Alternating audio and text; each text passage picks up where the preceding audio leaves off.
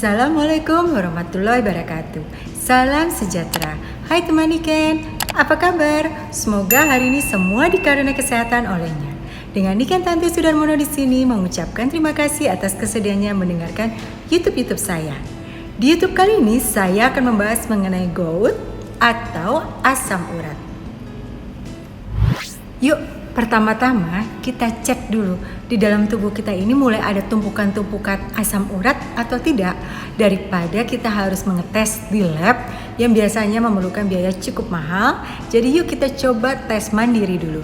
Caranya, telapak tangan ini kita kepal, lalu kita kepalnya seperti ini dan kita periksa apakah semua jari ini menempel di telapak tangan kita. Berikut juga sisi sampingnya, apakah menempel semua? Nah, ini contohnya. Jika menempel semua tanpa rasa sakit, itu berarti kita aman, belum ada penumpukan asam urat. Tapi jika sudah mulai ada rasa sakit, rasa sulit untuk melakukan gerakan seperti tadi, itu berarti asam urat sudah mulai menumpuk di dalam tubuh kita. Nah, asam urat itu sendiri apa? Asam urat itu sendiri adalah penyebabnya dari purin. Nah, mungkin teman-teman ada yang bertanya, apa sih purin itu? Nah, purin itu ditemukan di semua sel makhluk hidup. Jadi baik itu ada di dalam binatang, manusia, ataupun bahkan di tumbuhan. Jadi kalau kita masih makan tumbuhan, kalau kita masih makan binatang, itu berarti kita juga masih mengkonsumsi yang namanya purin. Jadi sebetulnya kita tidak bisa menghindari purin dari konsumsi kita sehari-hari. Lalu bagaimana dong supaya nggak kena gout? Yuk kita dengarkan seterusnya. Di dalam tubuh kita, purinnya terbagi atas dua bagian yang disebut dengan purin eksogen dan juga purin endogen. Nah, apa ya bedanya? Purin endogen yaitu bagian terbesar dari purin yang ada di tubuh kita, yaitu sekitar 2/3 dari purin yang ada di tubuh kita, itu dikenal dengan purin endogen. Purin endogen ini tidak didapat dari makanan, tapi dia kita dapatkan dari sel-sel tubuh kita. Jadi pada saat sel-sel tubuh kita bermetabolisme dan akan digantikan dengan sel-sel yang lebih baru, maka jika sel itu rusak atau sel itu tua, dia pasti ada zat buangannya, yaitu disebut dengan zat purin. Nah, inilah yang disebut dengan purin endogen. Lalu sepertiganya disebut dengan purin eksogen.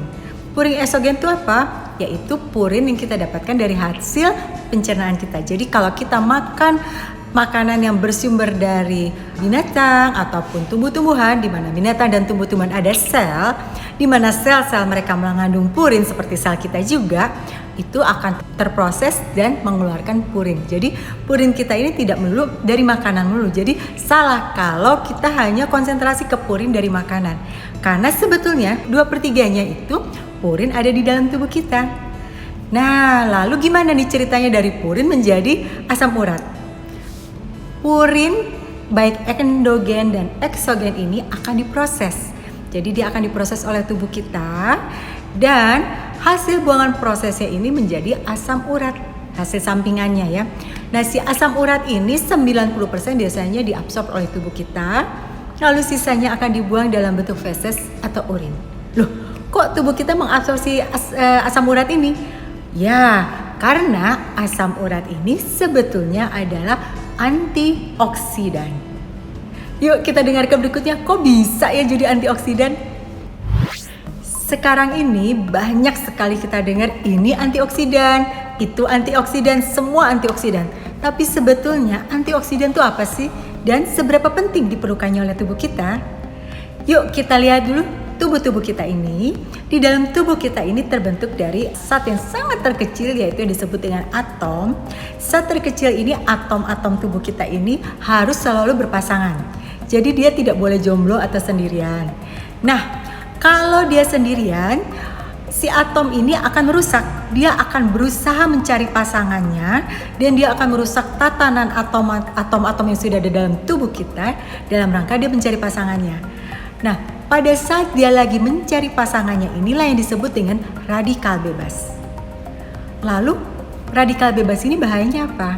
radikal bebas ini salah satu yang menyebabkan kita terkena penyakit-penyakit yang sekarang sangat di zaman modern ini banyak, seperti penyakit jantung, diabetes, kanker, dan lain sebagainya. Itu akibat si radikal bebas ini. Tapi jangan salah, tubuh kita ini melindungi kita loh dari radikal bebas, yaitu dengan si antioksidan ini. Jadi udah jelas ya, antioksidan ini sangat penting karena dia dapat membantu tubuh kita melawan si radikal bebas. Nah, antioksidan ini kebetulan kalau si asam urat dia antioksidan kan tadi saya bilang, tapi antioksidan yang gimana? Dia antioksidan yang hidrofilik. Maksudnya hidrofilik adalah apa? Hidrofilik itu adalah, atau bahasa Inggrisnya dikenal dengan water loving, atau dia sangat menyukai lingkungan yang banyak air. Jadi si asam urat ini akan bereaksi menjadi antioksidan jika kondisinya banyak air. Jadi tubuh kita memerlukan banyak air agar menjadikan si asam urat ini menjadi antioksidan. Nah, jadi kita tadi udah paham ya, kalau kita kekurangan air apa yang berakibatnya? Akibatnya si antioksidan ini nggak bisa keluar dan menjadi kristal-kristal dalam tubuh kita. Dan akibatnya sendi-sendi kita sakit karena banyak sekali penumpukan kristal-kristal si asam urat ini. Seperti yang saya bilang tadi, purin itu bisa dikeluarkan oleh tubuh kita sendiri. Jadi bisa melalui urin atau melalui feses. Jadi tidak akan terjadi penumpukan si asam urat. Tapi sayangnya terkadang jumlah purin dalam tubuh kita sangat berlebih sehingga tubuh kita tidak bisa mengeluarkan si urin atau zat buangannya disebut dengan asam urat ini. Nah, jika ini terjadi terus-menerus, biasanya akan terjadi penumpukan seperti batu ginjal, lalu juga akan menyebabkan radang sendi ya.